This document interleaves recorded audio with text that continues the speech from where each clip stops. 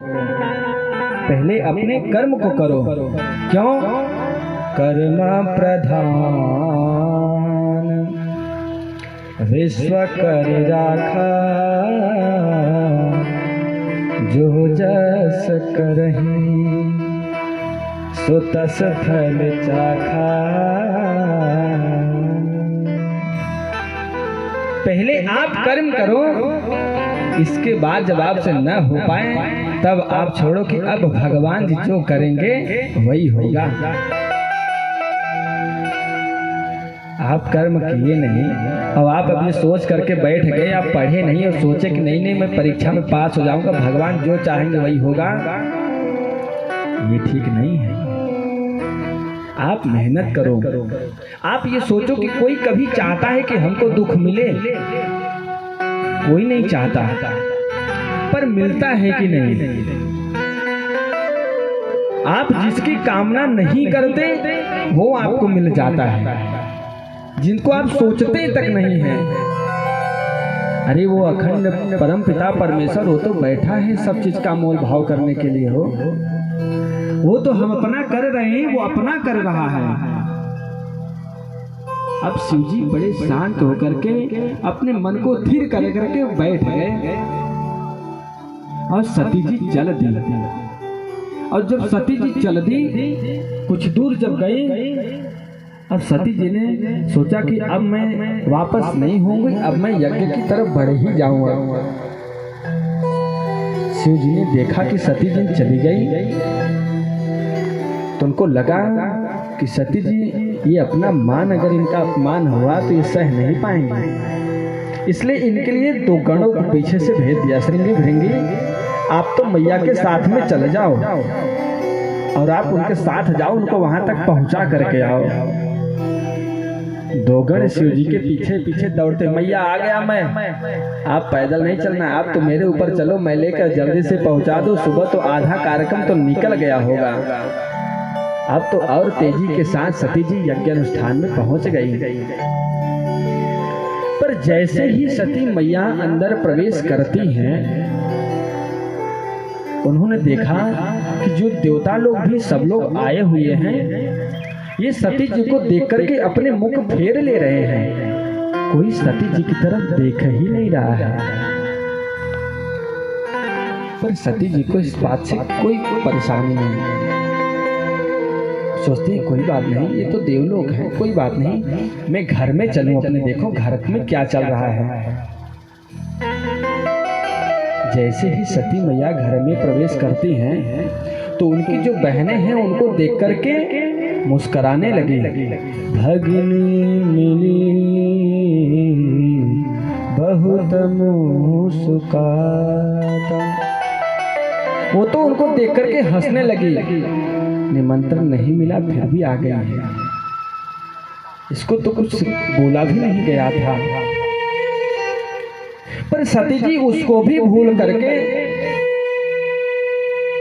वो मैया की तरफ अपने बढ़ गई। देखो माताओं को अगर किसी से ज्यादा अगर आशा रहती है ना, केवल अपने माँ और बाप से बस, वो बहुत ज्यादा अपने भाई भतीजों पे विश्वास नहीं करती है। वो तो जानती हैं जब तक मेरी माँ है, मेरे पिताजी हैं, तब तक मेरा इस मायके में आना जाना बड़े अच्छे से होगा, फिर तो भगवान जी जाने। सादर मिली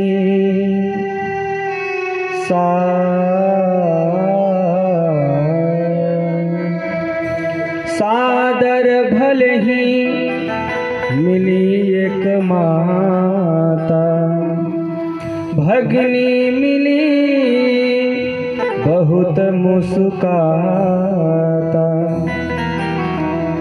केवल माँ ही ऐसी थी जो बड़े प्रेम से मिली हो, और सच में माँ ऐसी होती ही है। और माँ के बारे में क्या कहना हो, कोई शब्द भी नहीं है हमारे पास। जब कभी माँ की बात आती है और माँ का शब्द केवल मुंह पे आता है, सच में हम निःशब्द हो जाते हैं, कोई शब्द नहीं बचता मेरे पास। माँ के बारे में क्या कहना है? यदि इतना कहना है तो ये कहना है कि मेरी माँ का क्या कहना है। सब में समाई है माँ, चाहे वो धर्मात्मा हो, चाहे वो आत्मा हो, चाहे वो परमात्मा हो। आज तो सती जी मैया को पकड़ के रोने लगी। मैया, मेरा अनुष्ठान में आने का मन नहीं था। मैं तो सोचे कि बड़ा मान होगा, उस मान के लिए मैं सब चीज छोड़ के मिली आपसे, पर मैया मेरे से कोई बात तक नहीं कर रहा, मुझे कोई देख भी नहीं रहा। और जैसे ही मैया ने देखा, प्रसूति ने तुरंत सती जी को गले से लगा लिया। मैं जानती थी बेटी तू जरूर आएगी। मेरा तो ये मन था कि मैं तुझे बुलाऊं, पर दक्ष ने सबको मना कर दिया था। अगर कोई उससे बात भी करेगा तो मैं उससे अपना रिश्ता खत्म कर लूंगा, इसलिए मैं आपको निमंत्रण भी नहीं दे पाई। कोई बात नहीं मैया, तुम मिलनी मेरे से इतने खुशी से, मुझे इतना ही बहुत है। पर इतने पे रुकी नहीं, वो यज्ञ अनुष्ठान जहाँ हो रहा है, उस यज्ञ शाले की तरफ अब सती मैया बढ़ने लगी। मैया ने एक बार हाथ तो पकड़ा कि सती वहां न जाती तो ठीक रहता, पर सती जी को रोक भी नहीं पा रही है। वो उनको ये लगे कि सती जी को मैं रोकूं तो सती जी को लगेगा कि देखिए मैं अपने घर में भी घूम रहे तो मैया मुझे घूमने तक नहीं दे रही है। सती जी यज्ञशाले की तरफ बढ़ गई, और जैसे ही यज्ञशाले की तरफ बढ़ी तो कतहु न दीख शंभु कर भाग। जैसे ही यज्ञ अनुष्ठान में पहुंची तो सबको देखा, दक्ष जी को देखा तो दक्ष ने तो अपना मुख फेर लिया सती जी की तरफ से। दक्ष ने सोचा कि बिना निमंत्रण के ये आई है तो पीछे से वो भी आता ही होगा, जिसको मैंने निमंत्रण नहीं दिया है वो आता ही होगा पीछे से। तो दक्ष जी यही सोच रहे हैं, पर यहाँ तो सती जी जब देखी कि पिताजी हमारी तरफ से भी मुख फेर लिए, अब तो यज्ञ में देखने लगी। उनको कहीं शिव जी का अंश दिखा ही नहीं यज्ञ में। अब तो सब याद आने लगा, जो चित कहूं सो शंकर कहूं। सब उनके चित्त में चढ़ने लगा कि शिव जी मुझे सही कह रहे थे, पर मैं शिव जी की बात नहीं मानी। अब वो सब याद आने लगा। सती जी सोची मैं क्या करूं। अब तो उनका क्रोध आना शुरू हो गया कि जहां शिव जी का अपमान हो, मैं अपना अपमान तो सह सकती हूं, पर मैं शिव जी का अपमान कभी नहीं सह सकती। और मैं अगर यहाँ से वापस अब शिव जी के पास अगर जाती हूँ तो शिव जी पूछेंगे कि क्या हुआ, तो मैं क्या जवाब दूंगी उनको? यही कि वहां तो आपका कुछ था ही नहीं। और सब लोग जो भी मुझे देखेंगे वो तो यही कहेंगे ये तो शिवद्रोही की पुत्री है, और शिवद्रोही मैं सुनना ही नहीं चाहती। इसलिए दक्ष शुक्र संभव यह देहि, ये मेरा जो शरीर मिला है ये दक्ष के द्वारा मुझे जो मिला है, अब तो मैं इसका त्याग कर दूंगी। तजिहूं तुरत देहि देहि हेतु, और धरि चंद्र मौलि विष के।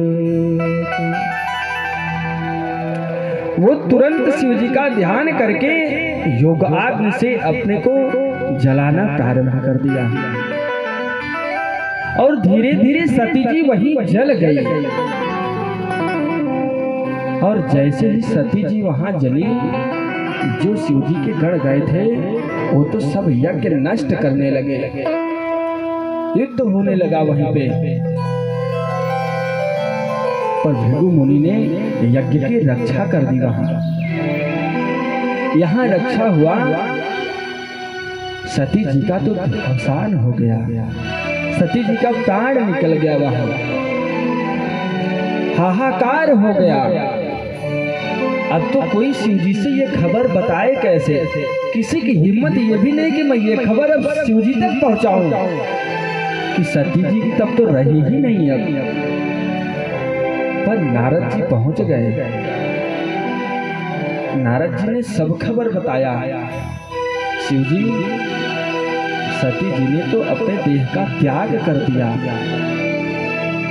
केवल इतना ही सुनना था, शिव जी को इतना क्रोध आया, उन्होंने अपने जटा को उखाड़ के जैसे ही पटका, एक ऐसा काला कलूटा पुरुष हाथ में अस्त्र शस्त्र लिए प्रकट हो गया। और शिव जी ने जैसे ही देखा उनको तो कहा कि हो वीर, हे भद्र, तेरा कल्याण हो। इसी से उसका नाम पड़ा वीरभद्र। वो वीरभद्र जैसे ही खड़ा हुआ, भगवान आदेश करो, क्या चाहते हैं आप? मेरा आदेश है दक्ष सहित यज्ञ को नष्ट कर दो। वीरभद्र चला है।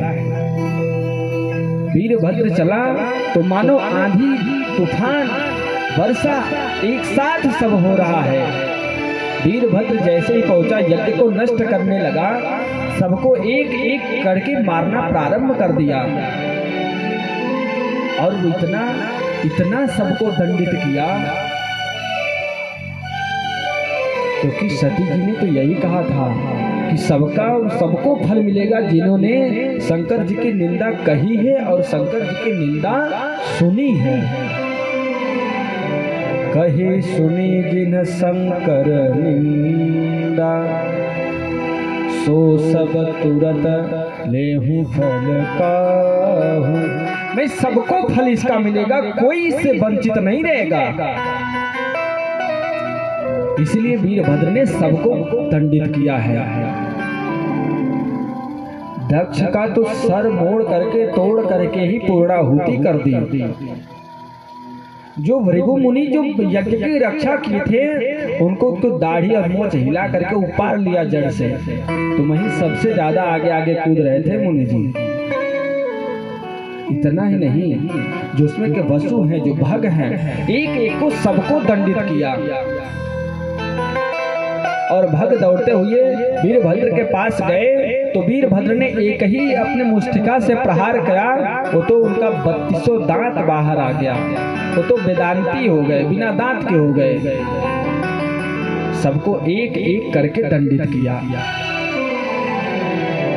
अब शिवजी चले हैं, शिवजी से नहीं रहा गया। शिवजी सोचे कि कुछ तो नहीं, मैं सती जी को देख तो लूंगा कम से कम। शिव पुराण में आया है, जैसे ही सती जी के पास शिव जी पहुंचे, मानो कोई आतुर पुरुष अपनी पत्नी से इतना प्रेम करता हो जिसकी कोई सीमा ना हो। शिव जी ने सती को उठा लिया और उठा करके उनके वियोग में चलना प्रारंभ कर दिया। सती जी, मैं तो तुम्हारे बिन एकदम अधूरा हूं। देखिए, एक स्त्री से अगर कोई पुरुष अलग हो जाए, इसका बाबा उपमा देते हैं, जिय बिनु देह नदी बिनु बारी, तैसे ही नाथ पुरुष बिनु नारी। जिस प्रकार से जीव के बिना ये देह, अगर इसमें प्राण नहीं है तो इसका कोई मतलब नहीं है, तब तो घर वाले भी इसको रखना पसंद नहीं करते हैं। कितनी जल्दी इसका सब काम करके हटाओ भैया। ये जब तक पड़ा रहेगा सब रोना गाना सबका शुरू रहेगा। जल्दी से जल्दी हटाओ। जो जितना प्रेम करता है ना, अगर मैया का सबसे लाडला छोटा पुत्र है, सबसे ज्यादा मैया उसी को प्रेम करती है, तो वही मुखाग्नि भी देगा। जो ज्यादा प्रेम करता है वही जलाता है। शिवजी लेकर के चलने लगे सती को। अब जब ब्रह्मा जी ने ये देखा कि शिवजी ऐसे चल रहे हैं, मानो कोई विरह आतुर होकर के सती के बिना ये रहना ही ऐसा सोच रहे कि सब खत्म हो गया इनका, तो ये ठीक नहीं है। ने नारायण से प्रार्थना की। नारायण ने अपना सुदर्शन चक्र छोड़ा है, जिससे सती जी के सब अंग कट कट के गिरने लगे। 56 जगह सती जी के अंग गिरे हैं, जिससे 56 पीठ बना है। ये जान लीजिए कि शिवजी हमारे सती जी को सच में बहुत मानते थे। इतना उनसे इनका लगाव था कि जिनके बिना ये रहते ही नहीं है, क्योंकि श्रद्धा विश्वास एक ही है। ना श्रद्धा विश्वास के बिना रह सकता है, और ना विश्वास जो है श्रद्धा के बिना रह सकता है। कुछ दिन बीत गया। अब ब्रह्मा जी जो है शिव जी के पास आते हैं। शिव जी, आप यज्ञ जो नष्ट हुआ है, आप तो उसकी रक्षा कीजिए, उसको फिर से यज्ञ अनुष्ठान को चलाइए, नहीं तो सब नष्ट हो जाएगा। कोई यज्ञ अनुष्ठान करेगा नहीं कभी। बहुत विनती होता है। शिव जी जाते हैं और यज्ञ अनुष्ठान में सबको एक बार फिर से जो है जीवित करते हैं। दक्ष प्रजापति को बकरे का सिर मिलता है, उनको बकरे का सिर लगाया जाता है। सभी जो भग हैं जिनका बत्तीसी नहीं है, उनको भी कि आप जो है विनिदात के भी यज्ञ मंडप में आप विराजमान रहेंगे। सबको यथोचित न्याय प्रदान किया शिव जी ने। पर शिव जी सोचते हैं कि आप लोगों ने तो हमारे भाग्य को नष्ट किया है। आपने ही तो ये दक्ष ने ही तो ऐसा किया कि शिव जी को कभी यज्ञ में भाग ही ना मिले। तो एक साथ सभी देवता मिलकर के बोले, नहीं नहीं भगवान, जो अवशेष बचेगा वो आपका भाग होगा। इसलिए यज्ञ अनुष्ठान में जो आहुति आप देते हैं, जो आहुति देते समय जो गिर जाए यज्ञ अनुष्ठान से बाहर, वो शिव जी का अंश होता है। हवन करते समय जितना जो सब छींटता है वो सब शिव जी का ही अंश होता है।